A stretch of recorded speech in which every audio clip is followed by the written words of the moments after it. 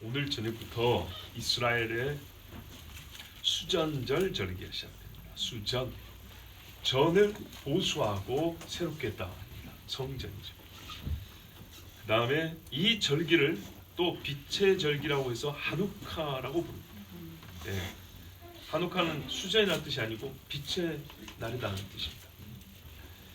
이스라엘에게 하나님께서는 율법서의 절기를 명하셨습니다.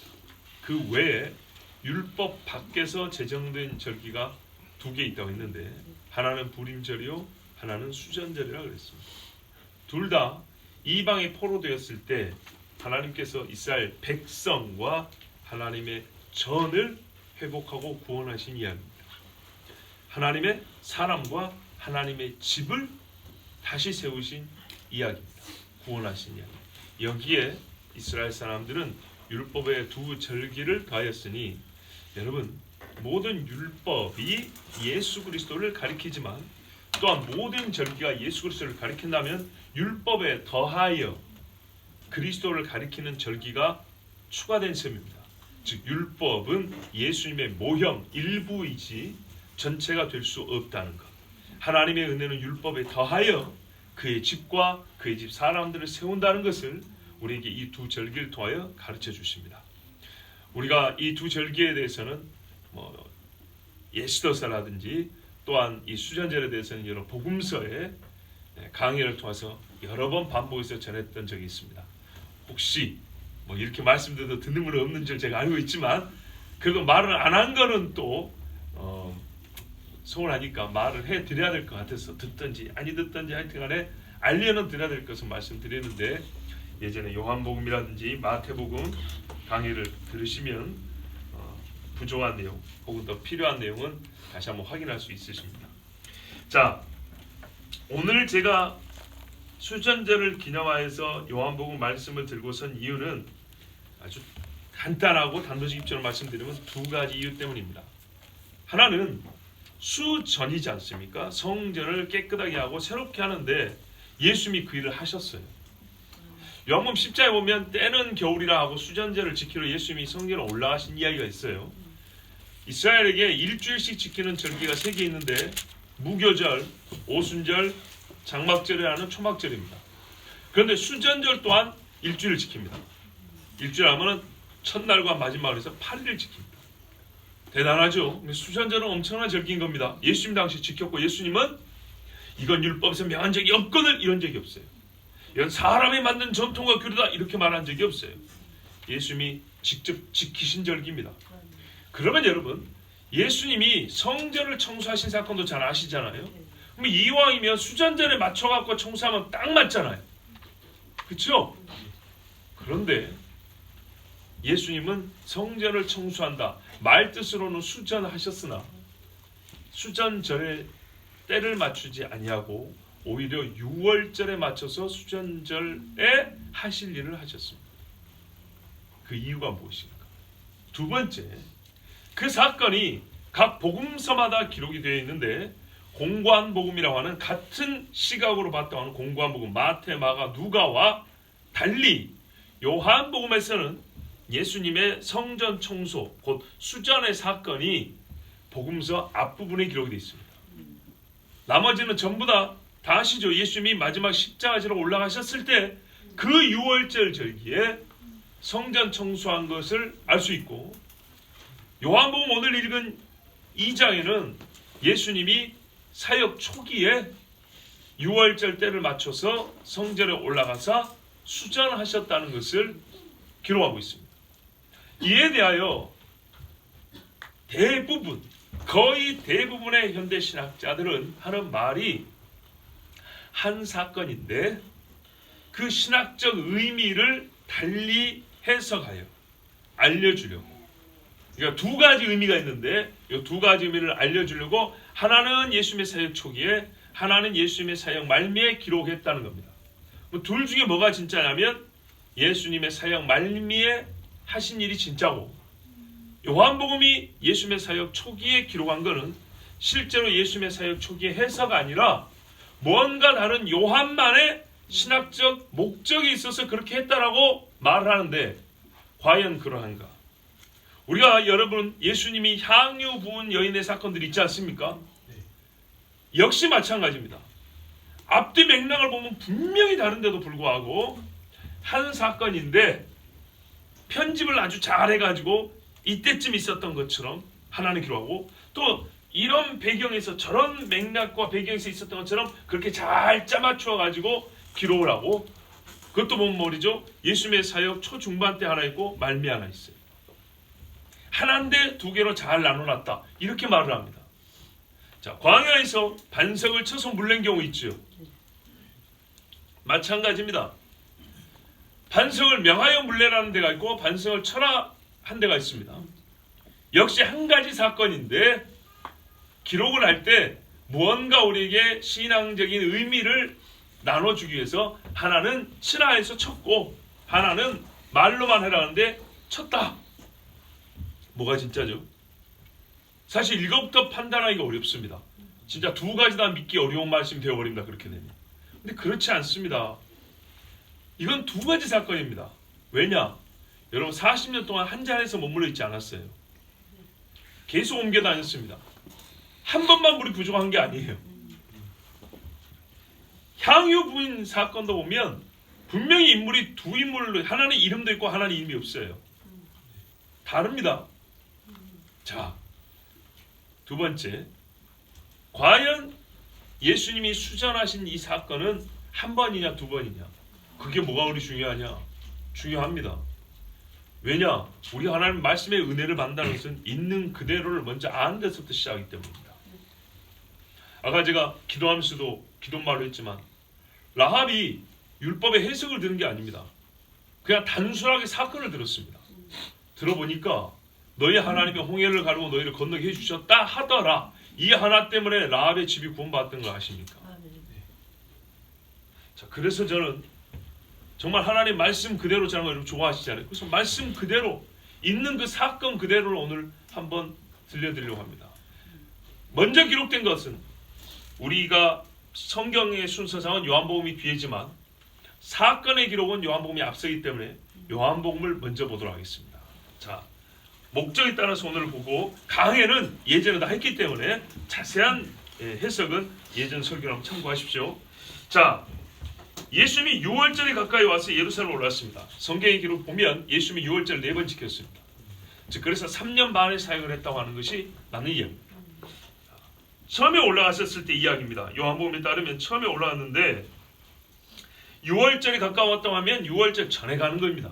6월절 날에 도착하는 게 아니라 그 전에 도착해서 준비를 합니다. 어떤 준비냐? 깨끗하게 하는 준비죠. 쉬면서 절기를 온전히 지킬 수 있는 영육의 준비를 합니다. 지친 상태로 절기 지키는 굉장히 어렵겠죠. 자, 올라갔더니 14절 이하에 보면 성전 안에 소, 양, 비둘기, 돈 바꾸는 자들, 어이구 주여, 없어야 될 것들이 가득 찼네요. 그래서 예수님이 어떻게 했습니까? 가는 노끈으로 채찍을 만들었답니다. 그리고 양과 소와 짐승들을 다 내쫓았는데 그들을 그랬죠. 사람들입니다. 사람들이 몇 명 채찍에 맞은 거죠. 자, 여러분, 이게 소위 말하는 이방인의 뜰에서 했냐 아니면 성경 건물 안에서 했냐? 건물 안에도 일부 있었겠습니다만은 수가 많기 때문에 건물 밖이었겠죠. 여러분, 예루살렘 성전 본체는 이 많은 짐승을 담을 수가 없습니다. 그 마당에, 넓은 마당에 가득 무슨 장성거처럼 말이죠. 그러면 여러분 생각해 보세요. 예수님이 나가 하면 다 말을 들었을까요? 아닙니다. 시간 관계상 일일이 묘사는 못하지만 하루 종일 걸리는 길입니다. 얼마나 수가 많겠어요. 목소리가 저 끝까지 들리지도 않습니다. 때리고 쫓아내면 이리 갔다 저리 갔다, 어떤 사람은 대들 것이고 어떤 사람은 모른 척 할 것이고 어떤 사람은 가야 되나 말아야 되나 주저하는 사람도 있고 복잡했겠죠. 혼자서 제자들은 구경만 하고 있습니다. 혼자서 하려니 얼마나 힘들겠어요. 자, 예수님 말이죠. 하루 종일 했습니다. 십자가지로 올라오셔서 말이죠. 우리가 하루씩 첫째 날은 뭐 하시고 둘째 날은 뭐 하시고 그러죠. 근데 우리 생각에는 시간이 많이 남았겠는데 그런데 그건 오해입니다. 하루는 성전을 청소하셨다는데 기록이 짧으니까 쉬운 줄 알아요. 여러분 집안만 대청소를 해보세요. 시간 얼마나 걸리는가. 그 넓은데 짐승하고 사람들이 가득 차 있는데 혼자 다 내쫓았어요. 시간이 보통 많이 걸리는 게 아니고 힘이 기진맥진할 정도로 힘이 소비가 되는 겁니다. 예수님의 헌신은 십자가만이 아니었습니다. 자, 그런데 말입니다. 쫓으시고 내쫓으시고 엎어버렸어요. 야, 돈도 엎어버리니까 화가 났을까 안 났을까 사람들이. 엄청 화났겠죠. 그런데 예수님을 때렸다는 사람이 없어요. 예수님 어떤 권세를 가지고 하신 거죠. 누가 손을 못 댔어요. 그 다음에 비둘기 파는 자들이 예수님이 말로 하셨어요. 16절 보세요. 이것들 여기서 가져가라. 왜 그랬을까요? 일단은 가져갈 수 있기 때문이죠. 비둘기 그러면 세장 문 열어볼까요? 더 어지럽게 되겠죠. 아, 이건 가난하니까 가난한 사람들 제사용으로 쓰는 거니까 봐줬냐, 이런 식의 생각하지 말아야 할 거예요. 알량한 복지사상 갖지 마시고 예수님이 성전을 정결케 하는 거예요. 제사 지내러 온 사람 중에 가난한 자였건 부자였건 신학적인 수양이 있건 없건 상관없어요. 더럽다는 걸 지금 문제 삼는 거예요. 여기서는 깨끗하게 하는 것이 예수님의 하신 일이기 때문에 짐승을 내쫓는다 해서 세장문 열어버리면 더 더러워집니다. 그래서 세장채로 들고 나가라 그랬어요. 이게 예수님이 깨끗하게 하는 방법입니다. 그래서 다 나가겠습니다. 그러면서 예수님이 하신 말씀이 진짜 중요한 거는 이 부분입니다. 내 아버지의 집을 장사하는 집으로 만들지 말라. 자, 오늘 요절입니다. 내 아버지의 집을 장사하는 집으로 만들지 말라. 내 아버지는 뭐 안 한다고요? 장사 안 한다. 기본적으로 내 아버지 장사꾼 아니다. 그리고 너희는 이 집의 주인이 아니다. 그렇죠? 자, 그러면 오늘 예수님이 이 집을 청소할 때 무슨 권위로 일을 하신 거죠? 그렇죠. 아들의 권위로 하신 겁니다. 아들의 권위로 하니까 사람들이 막지를 못한 겁니다. 여기서 우리가 이제 신학을 연구한 사람들, 여기서 삼위일체 사상을 바로 배웁니다. 네, 그런데요, 그거는 지금 우리가 하고자 하는 게 아니고 예수님이 지금 아들의 권위와 권한으로서 우리 아버지 집을 청소하는 겁니다. 근데 아들이 보니까 누가 우리 아버지 집을 장사하는 집으로 만들어놨냐 했냐 이 말이죠. 근데 이 말에 사람들이 분명히 거절할 수 있습니다. 다른 때 봐보세요. 예수님이 아버지와 내가 하나다 그러면 얼마나 화내고 돌을 질러 치라 했습니까? 근데 이때는 말입니다. 자기들의 생업을 못하게 하면서까지 신학적 주장을 하는데도 아무도 대들거나 돌로 치는 사람이 없다는 겁니다. 그렇다면 이 일을 하나님이 기뻐하셨습니다. 엄청난 권위를 부여하셨다는 것. 감히 누구도 입도 뻥끗하지 못할 정도로 큰 권세를 주셨다는 겁니다. 아까 우리가 그때 현장감을 살려 생각해보면 일이 수시간이 걸린 일이라고 했죠. 그 많은 시간 동안에 사람들이 다 구경만 할 뿐, 오히려 쫓겨나갈 뿐, 소를 몰고 나가고 양을 몰고 나가 정신이 없었지 누구 한 사람도 왜 당신이 우리에게 이런 일을 하라 하느냐고 말하는 자가 없었다는 겁니다. 결국에 다 쫓겨났습니다. 이거는 성경 말씀의 응함인데요. 말라기 3장에 보면 만군의 여호와가 이르노라. 보라, 내가 내 사자를 보내리니 그가 내 앞에서 길을 준비할 것이요 또 너희가 구하는 바 주가 갑자기 그의 성전에 임하시리니. 이 말씀은 공고한 부분에서 중요한 말씀입니다. 곧 너희가 사모하는 바 언약의 사자가 임하실 것이라. 그가 임하시는 날을 누가 능히 당하며 그가 나타난 때에 누가 능히 서리요. 그는 금을 연단하는 자의 불과 표백하는 자의 잿물과 같을 것이라. 청소한다는 얘기입니다. 그가 은을 연단하여 깨끗하게 하는 자가 같이 앉아서 레위 자손을 깨끗하게 하되 금, 은 같이 그들을 연단하리니 그들이 공의로운 제물을 나 여호와께 바칠 것이라. 아멘. 요 말라기 말씀은 예수님이 지금 하신 일뿐만 아니라 종말론적인 예언이기도 합니다. 잠시 후에 다시 듣겠네요. 여기서 우리가 주목할 게 뭐냐면 주가, 너희가 기다리는 주가 그의 성전에 갑자기 임하신다는 겁니다. 예수님이 처음 지금 예루살렘 성전에 말 그대로 공격하듯이 들어오셔가지고 싹 내쫓아버렸죠. 그런데 아무도 이를 이겨내지 못했다. 왜냐? 성경에 보면 그가 임하는 날 누가 능히 서리요? 서지 못한다 그랬습니다. 마지막 때도 그렇지요. 자, 1차적으로 그러나 이날도 그랬습니다. 아무도 예수님 앞에 맞서지 못했습니다. 요한복음 읽다 보면 뒤에 다 끝나고 나서 한마디 합니다, 사람들이. 근데 이 일을 완력으로 막으려 해도 충분히 막을 수 있었는데 사람들은 다 예수님의 말씀에 물러날 수밖에 없었던 것은 하나님의 말씀의 성취이기 때문입니다. 아멘. 누가 능히 서리요 서지 못한다 그랬습니다. 그러면 예수님이 이 일을 왜 하셨냐? 자, 레위 자손을 깨끗하게 하되 그랬어요. 여러분, 왕정 시대에 유월절을 못 지켰습니다. 그렇죠? 두 사람이 지켰습니다. 솔로몬 이후에 누굽니까? 우리 히스기야, 위대한 히스기야. 그 다음에 순결한 요시야. 정말 존경하는 두 왕입니다. 이 두 왕만 유월절을 지켰습니다.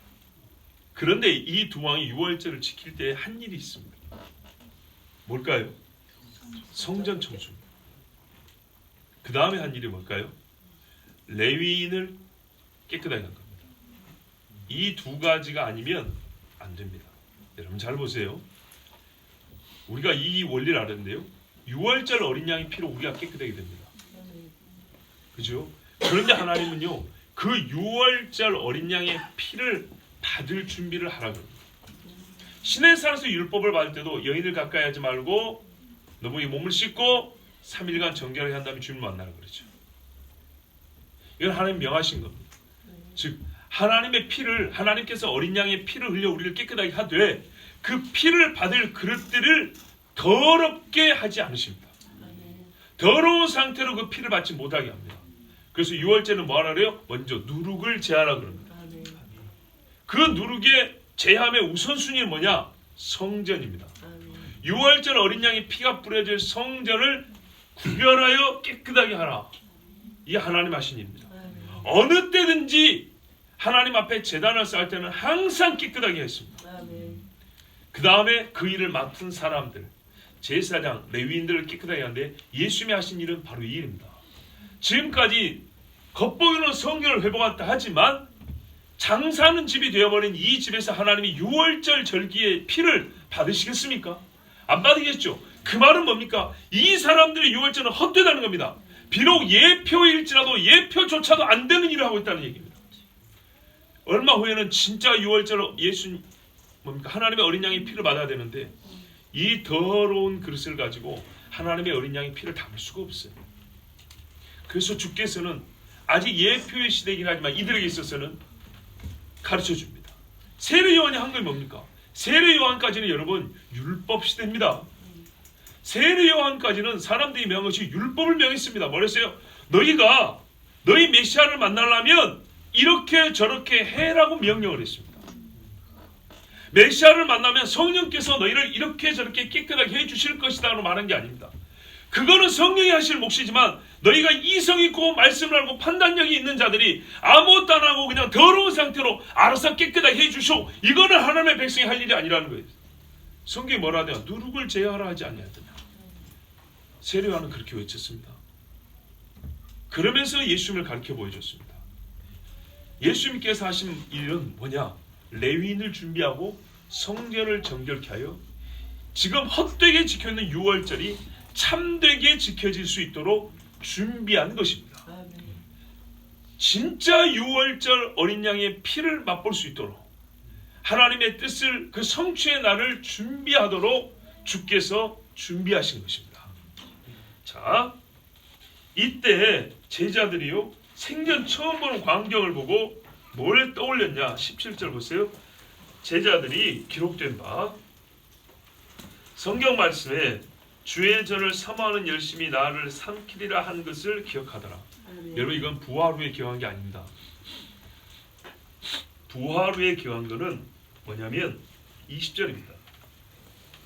예수는 성전된 자기 육체를 말씀하신 것이라. 20절에서 22절 보시면 죽은 자 가운데서 살아나신 후에야 제자들이 이 말씀하신 것을 기억하고 성경과 예수께서 하신 말씀을 믿었더라. 아멘. 아멘. 자, 너희가 이 성경을 헐면 사흘 만에 내가 일으키리라. 이것을 부활 후에 믿었다는 거고 17절 말씀은 지금 현재적으로 생각이 났다는 얘기예요.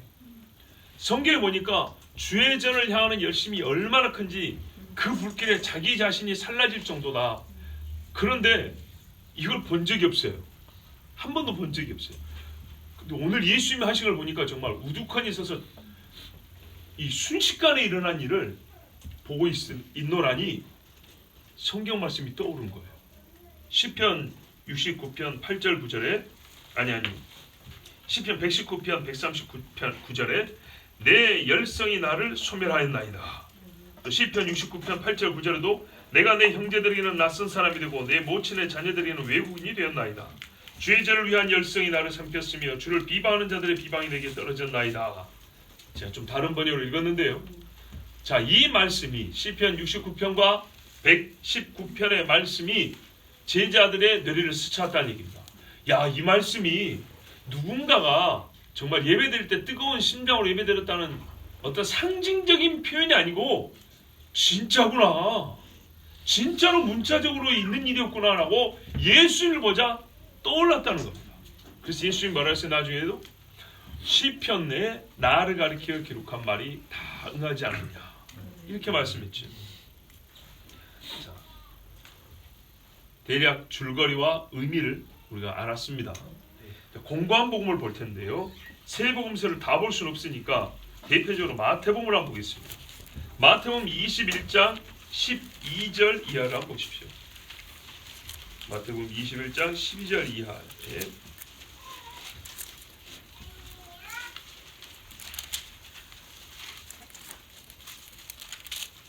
자, 이때는 예수님이 사역 말미에 마지막 유월절, 본인이 유월절 양이 되시려고 이제 성전에 들어가신 때입니다.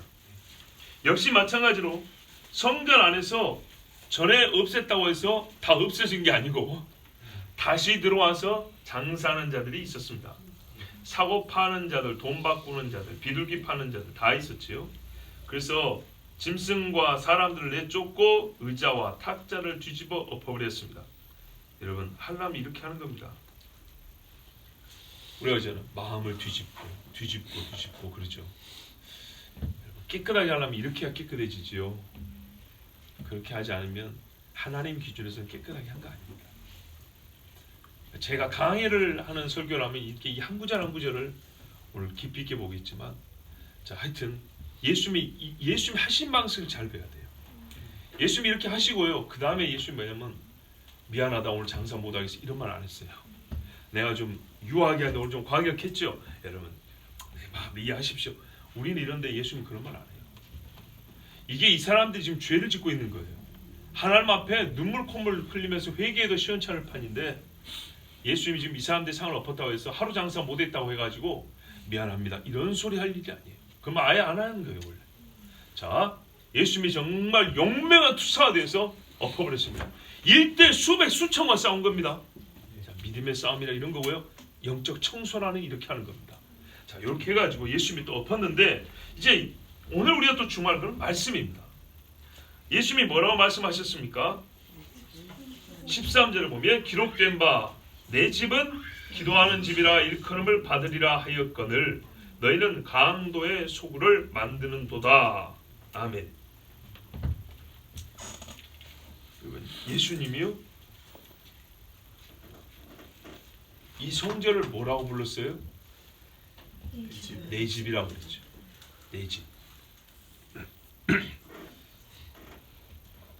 성경을 그냥 인용하다 보니까 내 집이라고 부른 거 아닌가? 예레미야 7장 10절에 보면 그 이하에 내 이름으로 일컬음을 받는 이 집에 들어와서 내 앞에 서서 말하기를 우리가 구원을 얻었나이다 하느냐 이는 이 모든 가증한 일을 행하려 함이로다. 내 이름으로 일컬음을 받는 이 집이 너희 눈에는 도둑의 소굴로 보이느냐? 보라 나 곧 내가 그것을 보았노라. 여호와의 말씀이다. 지금 여호와께서 내 집이라고 했거든요. 근데 예수님이 그 말씀을 그대로 인용하니까 내 집이라 한 것이 예수님 자신이 친히 내 집이라고 말한 거냐? 그런데 여러분 말씀을 그대로 인용한 것이면서도 예수님은 내 집이라 했어요. 왜? 내가 지금 청소하잖아요. 이사야 56장 7절에 내가 나의 거룩한 산으로 인도하여 기도하는 나의 집에서 그들을 즐겁게 해줄 것이며 그들의 번제물과 희생제들도 나의 제단 위에 받아들이리니 이는 나의 집이 모든 백성이 기도하는 집이라 불릴 것임이라. 아멘. 요 예레미야 7장과 이사야 56장 7절 말씀이 예수님이 지금 하신 말씀 안에 다 들어있어요. 그런데요, 여기서 재밌는 게 뭐냐면 예수님이 옛날 성경을 응할 때는, 성취할 때는 성취되었느니라, 응하였느니라 해가지고 완료형으로 표현합니다. 그런데 이 부분을 보세요. 이 13절에 전에 사실은 설교했었습니다. 몇 년 전에. 여전히 미래형입니다. 우리 번역은 그게 똑바로 하지 않은데 여전히 미래형으로, 왜냐하면 앞으로 불리리라 합니다. 자, 이사야가 내 집은 만민의 기도하는 집이라 불릴 것이다 이렇게 했는데 예수님이 그를 뭐라고 똑같이 받아서 불릴 것이다, 앞으로도 그렇게 불릴 것이라고 미래형으로 말합니다. 자, 선지자는 미래형으로 말했지만 예수님이 자기 당대에 성취할 때는 항상 뭐라냐면 너희 귀에 응하였느니라, 이루어졌느니라, 그 말씀을 너희가 지금 보고 듣느니라 이렇게 표현하거든요. 지금 현재 됐다고 말을 해요. 그런데 이 사건에서 예수님이 여전히 미래형으로 말합니다. 그래서 제가 여기에 주목하여서 몇 년 전에 어떻게 설교했냐면, 그럼 어느 때에 만민, 정말 만민이 와서 이 집에서 기도할 것이냐 할 때 이스라엘과 이방이 다 예수의 이름으로 하나 되어 모일 때, 우리식으로 말하면 성전이 교회가 될 때, 그때가 바로 이 말씀이 성취되는 때다 이렇게 말씀드린 적이 있어요. 자, 하여튼간에 예수님의 인용 말씀이 분명히 다릅니다. 시편이 아니고, 뭡니까? 내 아버지 집이 아니고요, 내 집이라고 말씀하시면서 본인이 지금 자기가 자기 집을 청소하고 있다고 그렇게 공표하고 있습니다. 이것만 보더라도 분명히 두 사건이 다르다는 걸 알 수 있습니다. 물론 어떤 분들이 이렇게 말할 수 있습니다. 두 가지 다 말씀했는데 공관복음에서 반쪽 기록하고 요한복음에서 반쪽 기록하고 그랬을 것이다, 이렇게 말할 수 있죠. 자, 그렇지 않습니다. 그래서 제가 이제 다시 한번 공통점과 차이점을 여러분 설명을 정리를 해드리겠습니다. 일단 공통점은 뭡니까? 6월절 기간. 6월절 기간이고 성전을 청소하셨다는 것. 구체적인 행위 모습도 사실 같습니다. 차이점은 뭐냐? 요한복음에는 지금 이들이 하는 행위를 장사하는 거라고 했어요. 여러분, 장사와 강도는 다릅니다. 장사는 팔아서 이물을 남기는 거죠. 그렇죠? 강도는요, 뺏는 겁니다. 뭐 3년 차이에 얼마나 큰 차이가 벌어졌겠어요만은 분명히 다른 말입니다. 즉 3년이지만 훨씬 더 악한 행습이 성전 안에서 이루어지고 있다는 것을 지금 예수님이 말씀하십니다. 사실 3년 전에 그랬으면 회개해야겠죠. 안 한 겁니다. 더 나쁜 짓을 한 겁니다. 그리고 여러분, 강도의 소라는 의미가 참 중요합니다. 적그리스도가 예수님이 계시할 것을 뺏어들어가면 그게 강도죠. 성경 보세요. 문으로 들어오지 않는 자는 강도의 도적이라고 했습니다. 양의 목자가 아니면 강도의 도적이라고 했습니다. 그건 무슨 말이냐면 앞부분에서는 장사하는 사람들이 조금 더 초점을 맞췄다면 뒤에는 그 뒷배에 있는 힘 있는 종교 지도자들에게 더 힘주어 비판하신 것입니다. 또 어떤 차이가 있냐? 이게 중요한데요. 요한복음에서는요, 이 사건을 행하시는 주의 마음을 많이 알게 합니다. 열심, 정말 아버지의 집을 향한 열심, 우리 성도들이 가져야 될 마음이죠.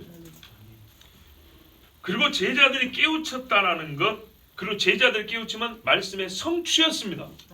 요한복음에서는 분명히 성취했어요. 그러나 공관복음에서는 여전히 미래형입니다. 성전을 이사야 56장 7절 말씀에 따라 회복하고자 하는 일을 예수님이 시작하셨다는 걸 보여줍니다. 완성된 것이 아니라. 또 요한복음에서는 생전 처음 보는 이 충격적인 사건에 유대인들이 표적을 구합니다. 아까 우리가 읽은 뒤에 말씀 보면 다 쫓겨납니다. 그런 다음에 물어봅니다. 이런 일을 했다면 당신이 우리에게 뭔가 표적을 보여줘야 된다. 제사장도 이렇게 못한다. 그러면 당신이 대제사장보다 높은 권세를 갖고 있다는 건데 무슨 권세로 이런 일을 했단 말이냐? 표적을 달라 그럽니다. 그때 예수님이 하신 말씀이 너희가 이 성전을 헐어라. 더 큰 일이죠. 지금 청소만 하셨는데 아싸리 헐어라. 그럼 내가 다시 짓겠다 해버립니다. 그것도 사흘 만에 내가 다시 지으리라.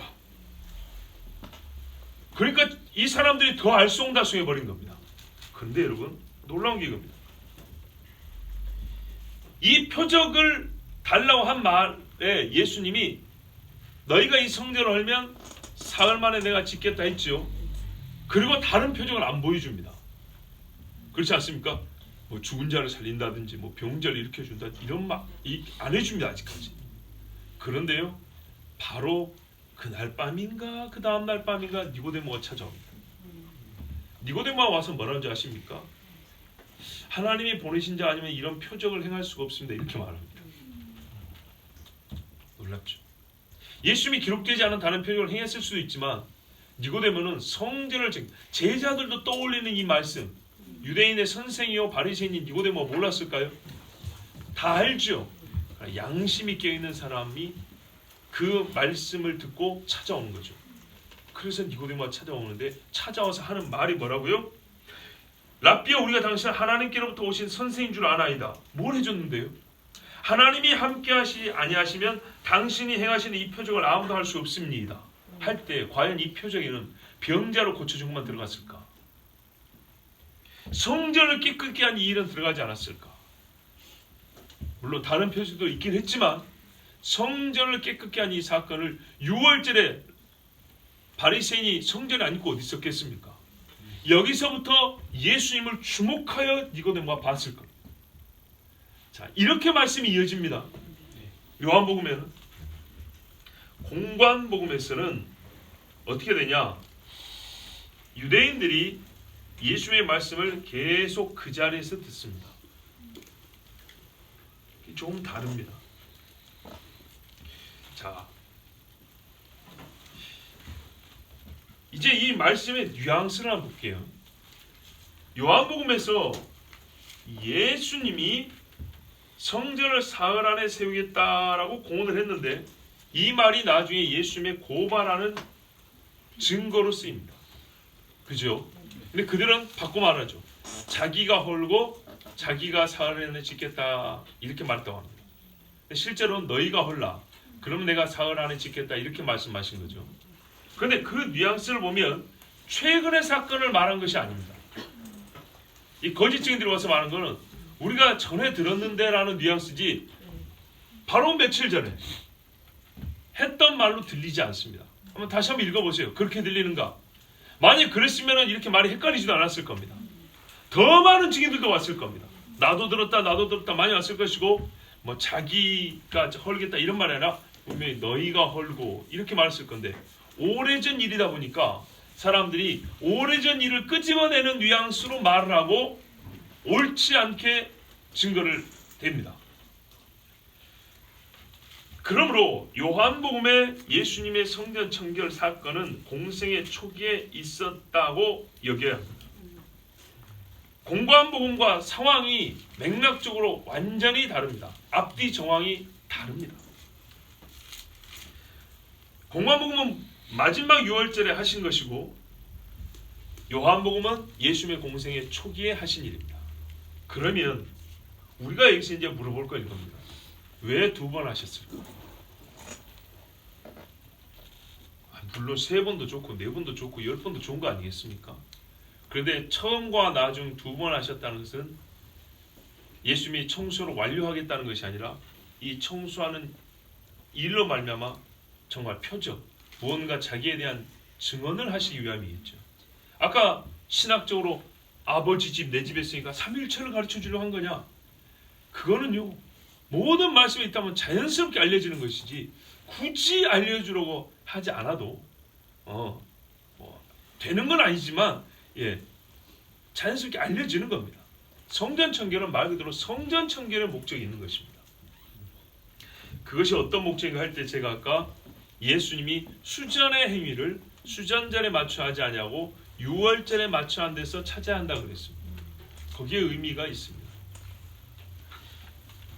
여러분, 첫 번째 6월절 성전 청소에서 예수님은 이 집을 뭐라고 불렀다고요?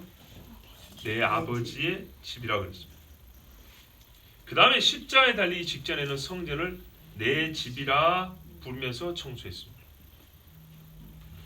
전에도 말씀드렸지만 만민이 기도하는 집으로서 예루살렘은 아직 열리지 않았습니다. 포로로 잡혀간 이스라엘이 예루살렘 성전을 향하여 기도하였던 적은 있습니다. 다니엘과 같이요. 그러나 이방인이 그들과 똑같이 예루살렘에 가서 하나님 앞에 기도하는 때는 아직 오지 않았습니다.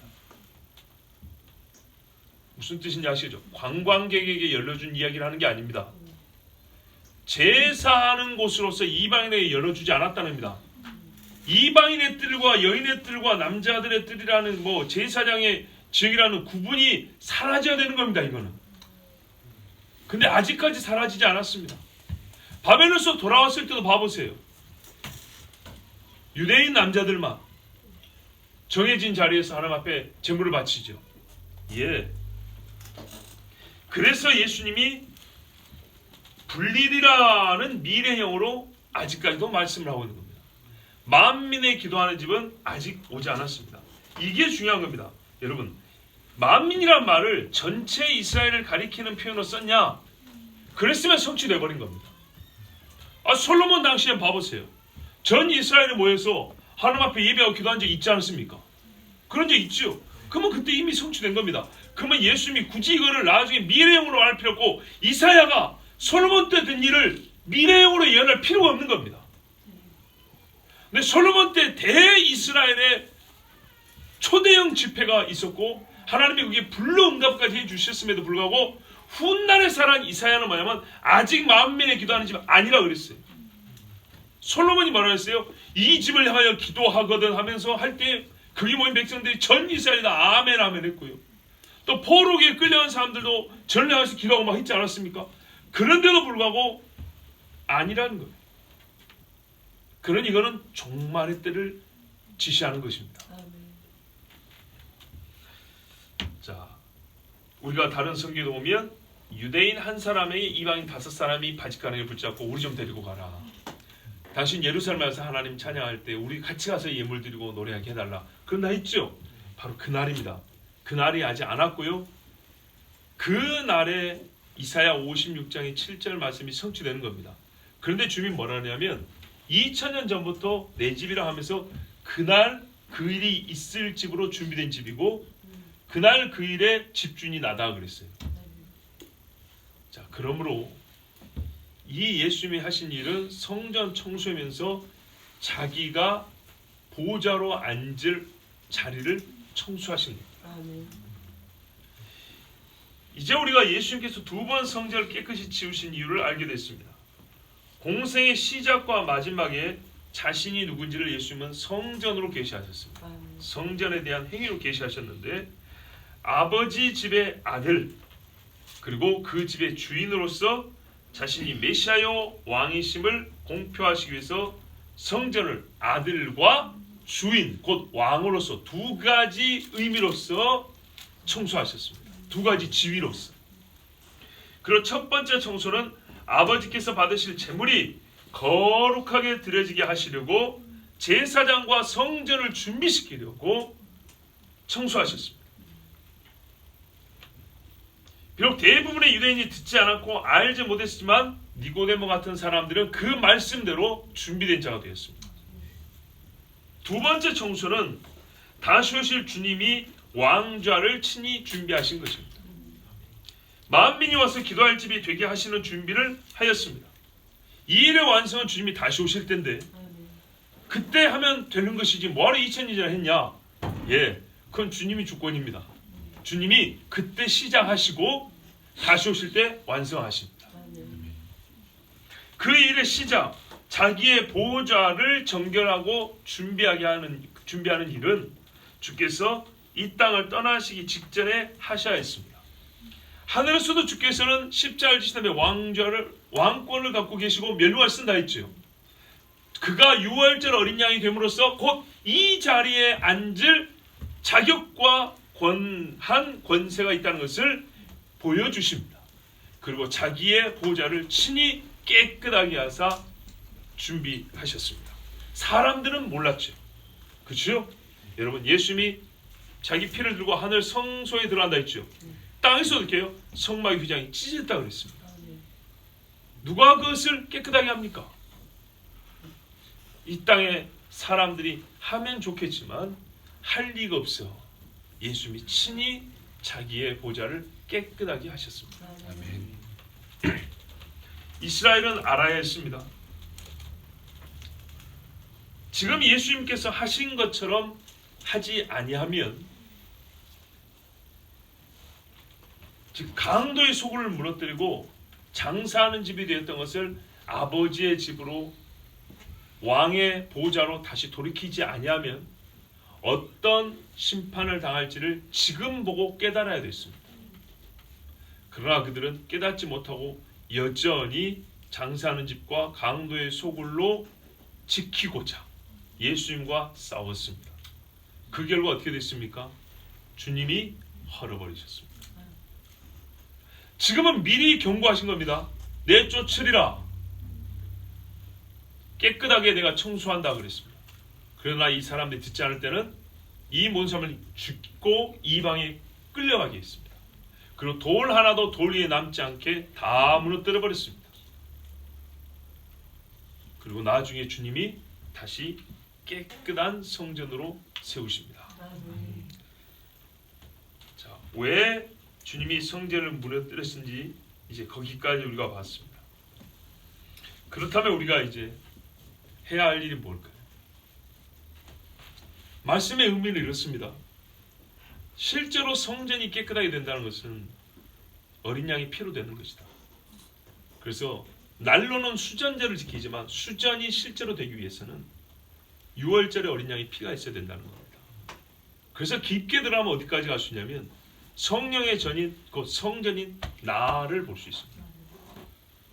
우리가 내 속에 장사치를 몰아내고 강도에 소굴된 나의 마음을 다 무너뜨리고 뒤집어 엎어버려야 합니다. 아멘.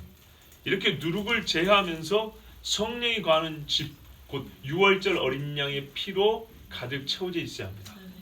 그런데요, 이건 우리가 말씀을 묵상하면서 자기 자신에게 적용하고 깨닫는 것이지만, 그러나 여러분, 예수님이 하신 일 그 자체로 볼 때는 6월절 어린 양에서 피를 흘리기 전에 하신 일입니다.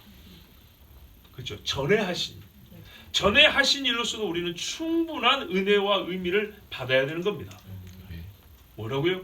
6월절 양이 피 흘리기 전에 너희 주변을 정결하게 하니.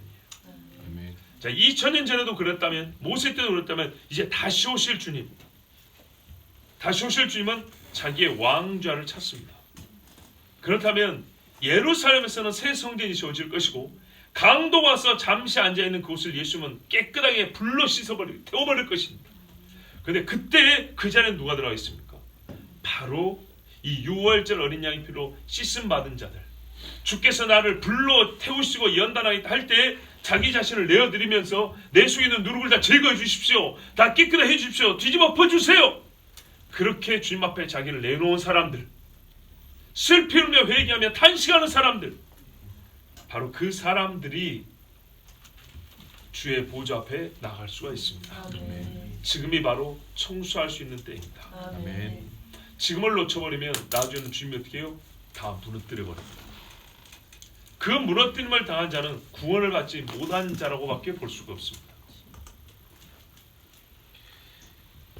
성경은 말씀하시기를 그리스도인은 성령이 거하는 전이라 했습니다.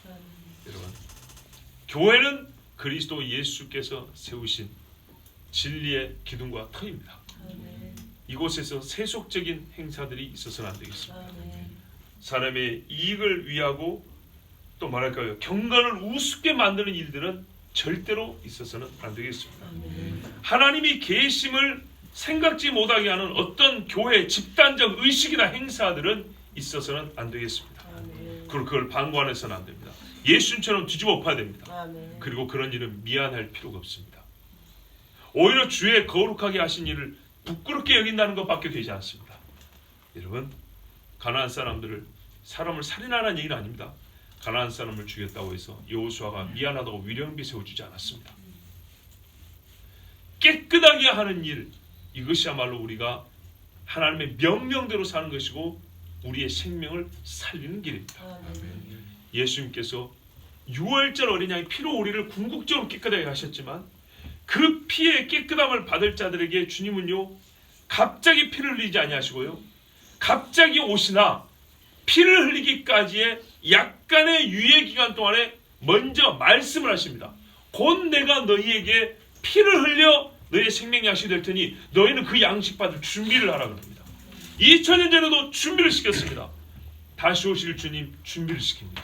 아멘. 지금 청소하십시오. 아멘. 완전히 뒤집어 엎으십시오. 아멘. 아니죠. 예수님이 나를 뒤집어 엎으실 때 내어놓으십시오. 아멘. 잘 됐습니다 주님.